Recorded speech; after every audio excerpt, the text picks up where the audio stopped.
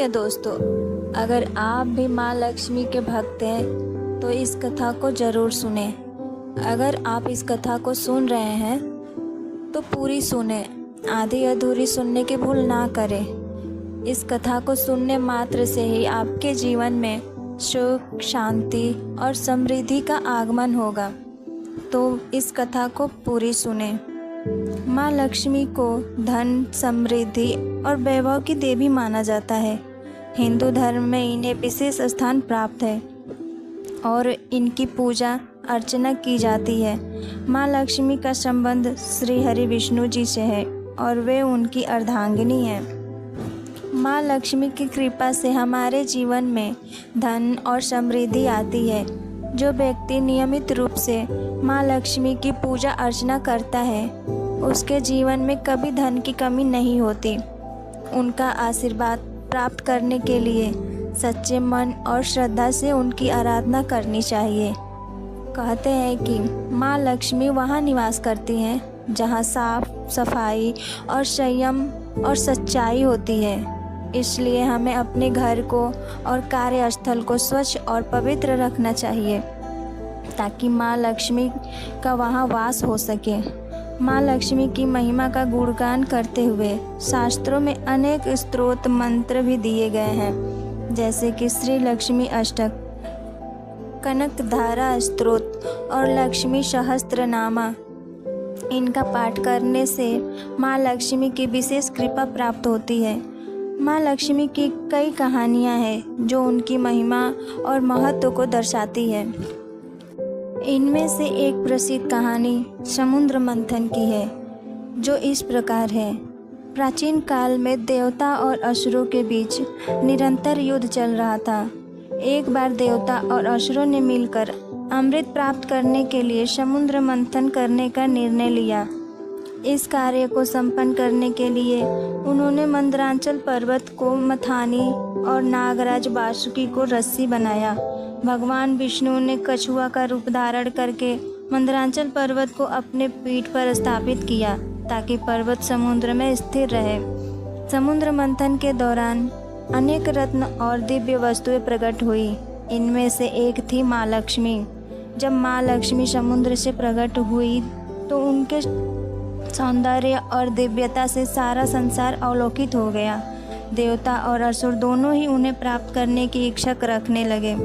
माँ लक्ष्मी ने भगवान विष्णु को अपना वर चुना और उनके साथ विवाह किया। इस प्रकार से भगवान विष्णु की पत्नी और विष्णु लोक की अधिष्ठात्री देवी बनी। माँ लक्ष्मी के प्रकट होते ही उनके साथ साथ ऐश्वर्य, धन, समृद्धि और सुख शांति भी प्रकट हो गई। इस कहानी का मुख्य संदेश यह है कि जब हम कठिन परिश्रम और समर्पण के साथ कार्य करते हैं तो हमें सफलता अवश्य मिलती है। माँ लक्ष्मी की कृपा से जीवन में सभी प्रकार की खुशियाँ और वैभव आते हैं। समुद्र मंथन का कथा आज भी दीपावली और अन्य धार्मिक अनुष्ठानों में याद की जाती है। जब लोग माँ लक्ष्मी की पूजा करते और उनसे आशीर्वाद का कामना करते हैं तो उन्हें अवश्य प्राप्त होती है। माँ लक्ष्मी के भक्त की कहानी बहुत प्रेरणादायक और धार्मिक होती है। यह एक प्रसिद्ध कथा है जो माँ लक्ष्मी की भक्ति और उनके आशीर्वाद का प्रतीक है। प्रिय दोस्तों, अगर हम किसी वस्तु की मन से कामना करते हैं तो हमें अवश्य मिलती है, चाहे वो भगवान की कृपा हो या कोई वस्तु हो। इसी प्रकार भक्त ध्रुव की कथा है जो कुछ इस प्रकार है। ध्रुव एक बहुत ही नन्हा बालक था जो राजा उत्तानपाद का पुत्र था। उसकी माता का नाम सुनीति था। ध्रुव का छोटा भाई उत्तम राजा की दूसरी रानी सुरुचि का पुत्र था, जिसे राजा बहुत अधिक प्रेम करते थे।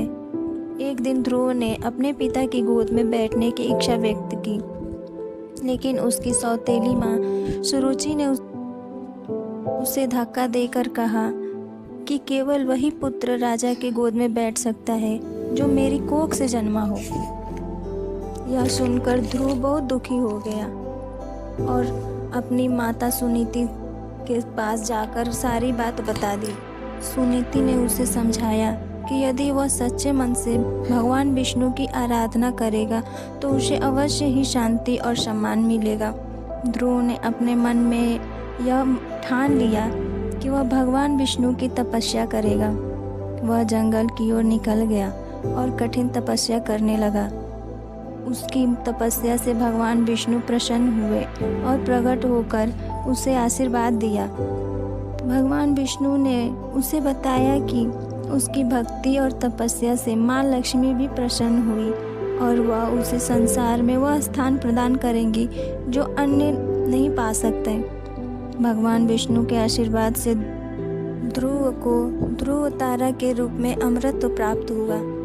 उसकी कथा से यह सीख मिलती है कि सच्चे मन से की गई भक्ति और समर्पण से माँ लक्ष्मी और भगवान विष्णु का आशीर्वाद अवश्य प्राप्त होता है। यह कथा हमें यह सिखाती है कि भक्ति और तपस्या से किसी भी कठिनाई का समाधान हो सकता है और ईश्वर के प्रति अटूट विश्वास से जीवन में सच्ची सफलता और शांति की प्राप्ति हो सकती है।